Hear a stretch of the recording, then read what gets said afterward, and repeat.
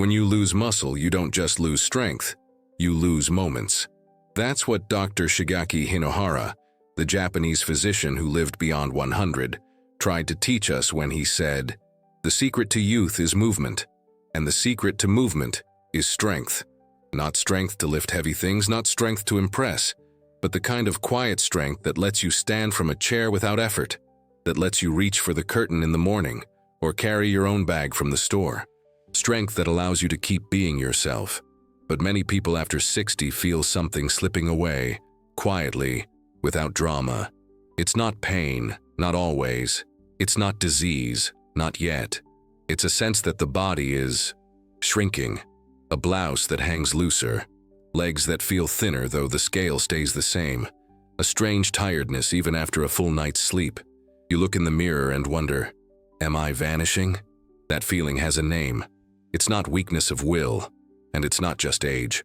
It's called sarcopenia, a natural, silent process where our bodies begin to lose muscle mass year by year, often without us noticing, until it's hard to rise from the floor or hold a grandchild in your arms. And here's the truth many doctors don't explain clearly. It starts earlier than we think, sometimes at 50, often at 60. And unless we nourish our muscles the right way, it accelerates, quietly, steadily, until movement becomes effort. But there is something we can do. There is still a choice. The key isn't hidden in a pharmacy or behind complicated treatments. It's on our plate, and in when, how, and what we choose to eat. Dr. Mark Hyman once said, "Muscle is the currency of longevity, and like any currency, it can be protected, invested, or wasted. What we eat, especially in the morning and before sleep, either nourishes our body's reserves or slowly drains them away." Today, I want to share with you something simple and powerful. Not a miracle, not a trick, but a food, a single food, that when used properly can help preserve your muscles even as the years pass. We'll talk about what it is, how to use it, and why many people who think they're eating enough protein are still losing strength each month. Because your body wants to live, it wants to move, it wants to be strong, not to compete or conquer, but to keep living with dignity. So stay with me. There is a path here. And it begins with understanding that the loss of strength is not the end. It's a signal, a quiet request for care, and we are still in time to respond. Why protein alone isn't enough. Some losses are quiet. They don't arrive with noise or warning. They come slowly, like the fading of a photograph in sunlight. One day, you find yourself using your hands to push off the couch. Another, you stop bending down to pick something off the floor. You may think it's age, or fatigue, or simply how things go. But often, what's slipping away beneath the surface is something far more vital: muscle. And not just any muscle, but the kind that keeps you steady on stairs, the kind that holds your spine tall while stirring the pot, the kind that protects you from falls, from hospital beds, from losing control over daily life. After 60, the body naturally begins to break down muscle more quickly than it builds it. Even if you eat what seems like enough protein, the body may not be listening the way it used to. This happens because as we age, our muscles become harder to activate. They need not just fuel, but a signal, a very specific one. That signal comes from certain amino acids, especially one called leucine. Without reaching a threshold of leucine in a meal, the body doesn't respond with growth. It digests, yes. It absorbs, maybe, but it doesn't build. Imagine trying to send a letter to your muscles saying, "Grow, stay strong, don't give up." If you don't include enough leucine, it's like sealing the envelope but forgetting the stamp. The message never arrives. In younger people, even small portions of protein might spark a muscle-building response. But after 60, the message grows faint. That's why so many older adults eat meat, or drink shakes, or have eggs in the morning, and still feel weaker every year. It's not because they're doing nothing. It's because what they're doing is no longer enough. In Japan, where many elders live past 90 with surprising agility, longevity clinics guide their patients differently. There, it's not about how much protein you eat in a day, but when you eat it, and what kind. Leucine-rich foods, like eggs, sardines, beans paired with grains, are prioritized early in the day, within the first hour or so after waking. Why? because that's when your muscles are most receptive, like soil at first light, ready for seeds. So much of what we learned about food was built for younger bodies. But after 60, the rules change. You don't need more volume. You need better timing, better combinations, and above all, better signals. Start thinking of your morning meal not just as breakfast, but as a conversation with your muscles. You're not just eating. You're saying, I need you. Stay with me. Help me walk another year without a cane. Help me climb one more set of stairs without resting halfway. Help me carry my own bags, open my own jars, and live without fear of falling. That kind of strength doesn't come from effort alone. It comes from knowing how to nourish what's quietly disappearing and choosing to feed it before it fades. Sometimes the answers we need are quiet. They don't shout from the shelves or come wrapped in bold promises. They sit humbly in the back of the refrigerator, waiting to be remembered. Cottage cheese is one of those answers. It's often overlooked, sometimes even laughed at, dismissed as a bland diet food from another era. But for those who are aging and trying to hold on to their strength, it holds a kind of quiet power. Unlike fast proteins that rush through the body, cottage cheese contains casein, a slow-digesting protein that feeds your muscles gently, hour after hour. And inside that casein is something even more precious: leucine. Not in small, scattered amounts, but in a dense, muscle-nourishing form that older bodies recognize and respond to. This is what makes cottage cheese different. Not dramatic, but dependable. Researchers have found that when older adults eat casein protein before bed, something remarkable happens. Their muscles don't break down as much during the night. The slow drip of nourishment keeps the body from entering a fasted state that weakens tissue. Even during times of illness or reduced activity, those who include casein in their routine tend to maintain more lean mass. They wake up not just rested, but better supported from within. In parts of Scandinavia, where aging with strength is treated as a form of dignity, elderly care homes serve cottage cheese at night. Not as a strict prescription, but as a tradition. Often it's paired with a drizzle of olive oil or a few fresh berries. The oil helps with absorption. The berries soothe digestion, and together they offer more than nutrition, they offer calm. Imagine your muscles as a home undergoing quiet repairs while you sleep. Cottage cheese is the builder who arrives without a sound, who doesn't interrupt your dreams, but makes sure that in the morning, your foundation is still there, that your legs will still hold you, that your hands will still grip, that your frame, even if fragile, is still your own. You don't need large quantities.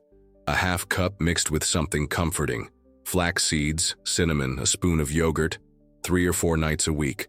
That's all. It's not a meal, it's a message. A reminder that even in sleep, the body can heal, rebuild, and protect itself. Cottage cheese isn't flashy, but it is faithful. And sometimes that's what matters most. A food that keeps its promise while you rest. A food that stays when so much else seems to be slipping away. Before we move on, let me ask you something quietly, from one human being to another. When was the last time you felt truly steady on your feet? Not just balanced, but confident that your body would respond without hesitation. If that question lingers with you, take a moment after this video to check the pinned comment below. There's something there, a small practical note, that might speak directly to where you are right now.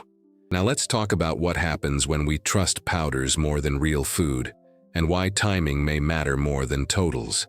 There's a kind of hope that comes in a tub. For many, protein powders feel like a solution. Quick, simple, and easy to stir into a glass of milk or water. When your appetite is low, or when cooking feels like too much, the idea of getting your protein from a scoop seems almost like a gift. But behind that convenience, there is a deeper story, one that too often ends in disappointment. Not all protein is created equal, and not all powders speak the language your aging muscles understand. Some of them promise high numbers on the label, grams of protein, grams of strength, but they forget to mention what truly matters: how your body absorbs it, how your digestion handles it, and whether your muscles can even use it. Many of these powders are filled with things your body doesn't need: artificial sweeteners, gums, fillers, or sugars that pretend to offer energy but leave behind inflammation, a hidden fire that quietly burns muscle instead of building it. Even the ones that seem clean can miss the mark if they don't contain the full profile of amino acids, or if they're taken without timing or context. There's a story of a woman, 74 years old, who used to drink her shake every morning after her walk. She believed she was doing everything right, but she still felt her hands weakening. Her walking pace slowed. She was eating enough, or so it seemed. But when she shifted from powders to whole food breakfasts, simple meals like eggs with pumpkin seeds, lentils with rice, or cottage cheese with turmeric tea, something changed. Her grip improved. Her energy steadied. She began walking farther again. It wasn't magic. It was a better message to her body. Real food carries not only nutrients but context. It comes with the enzymes, fibers, and signals that the body remembers. It feels familiar. It feels safe. This doesn't mean powders are wrong. They have their place. But without intention, without pairing, without understanding how and when to use them, they float, like boats without direction. They look promising from the outside, but never quite reach the shore of strength. If you choose to include them, they should be part of a meal, not a replacement for one. Look for those that are hydrolyzed, easier to digest, and free from sugar or unnecessary additives. Choose those that list their leucine content clearly. But even then, remember, no powder will ever replace the richness of a real meal, shared in silence or conversation, made with care, absorbed with gratitude. Your muscles are not machines. They are listeners. They respond not just to quantity, but to rhythm, presence, and kindness. And the more your food resembles life, warm, textured, complete, the more they will respond. When and how you eat matters more than you think. There's a belief many of us grew up with, that as long as you eat enough during the day, the body will take care of the rest. That protein is protein, and timing doesn't matter much. But as the years pass, the body becomes more particular, more sensitive. It doesn't respond to food in the same way it once did, not just in how it digests, but in how it listens. Protein after 60 is not just about quantity, it's about rhythm. The body doesn't store amino acids like it stores fat. They must arrive at the right moments, in the right forms, paired with the right companions. And that means when and how you eat becomes as important as what. Modern science has a word for this: chrononutrition. It's the study of how our biological clock interacts with food. And it's shown something simple, yet profound. That eating protein in the morning and again before sleep leads to better muscle retention than large meals in the middle of the day. The body seems to welcome nourishment at the edges of the day, when it's most attuned to repair and renewal. In the blue zones, those quiet corners of the world where people live the longest, often well into their 90s, this isn't theory, it's tradition. Elders don't eat large steaks or drink protein shakes. They nourish themselves with small, thoughtful portions: lentils paired with rice, eggs with herbs, goat cheese with vegetables. Not once or twice, but gently throughout the day, like watering a garden, always in rhythm with rest, with movement, with the body's natural tides. It's not just what enters the mouth, it's what the body can welcome. And that welcome is stronger in the early light, and again in the stillness before sleep. There is a simple rhythm you can adopt, even without changing everything. Begin your morning with something humble, yet powerful. A boiled egg, a spoon of pumpkin seeds, perhaps a bit of leftover lentils. End the evening with something soft and grounding: a half cup of cottage cheese with cinnamon, or legumes with turmeric tea. It's not about perfection, it's about consistency, kindness, timing, because muscle after 60 is not built in the gym. It's preserved in the kitchen, in the quiet hours, in the way we listen to hunger and satiety, in the way we honor our need for strength, even if no one else sees it. Aging does not mean fading, it means adapting. And every bite, placed with care, spaced with wisdom, becomes an act of resistance against fragility, and a prayer for the strength to live on your own terms. Dr. Shigeaki Hinohara reminded us, a strong body keeps the mind clear. And when we speak of strength in later life, we're not talking about lifting weights or chasing performance. We're talking about standing up without holding the table, about walking down the garden path without fear, about maintaining the dignity to care for ourselves with our own hands, in our own time. This kind of strength is quiet. It doesn't show itself in grand gestures. It's the ease in your steps as you move from room to room. It's the confidence in your arms as you reach into a high cupboard.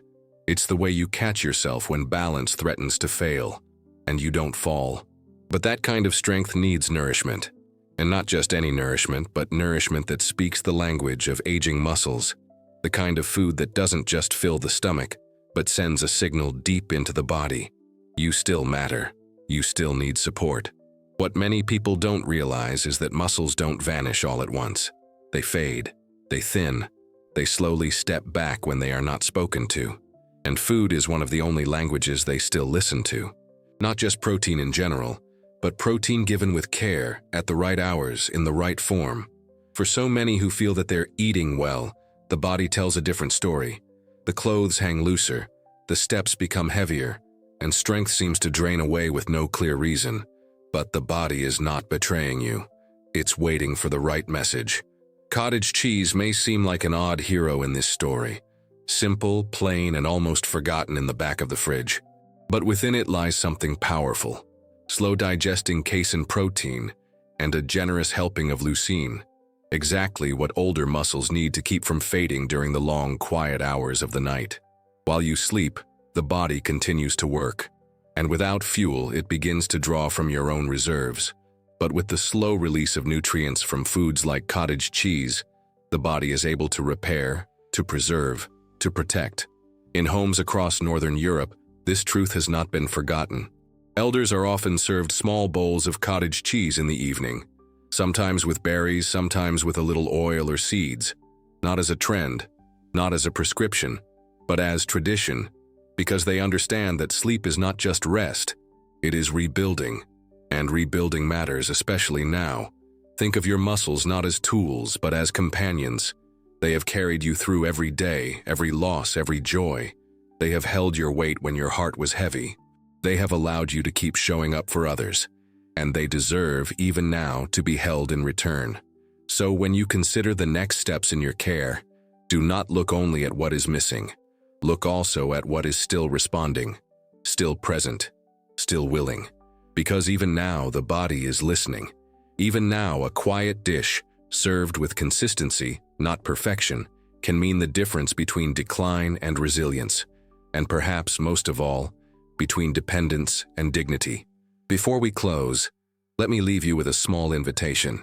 If today's message stirred something in you, a memory, a question, a quiet nudge, take a moment to look at the pinned comment below. Sometimes, the most meaningful next step is just a sentence, a reflection, or a reminder placed exactly where it needs to be. You don't have to search far. Just begin there.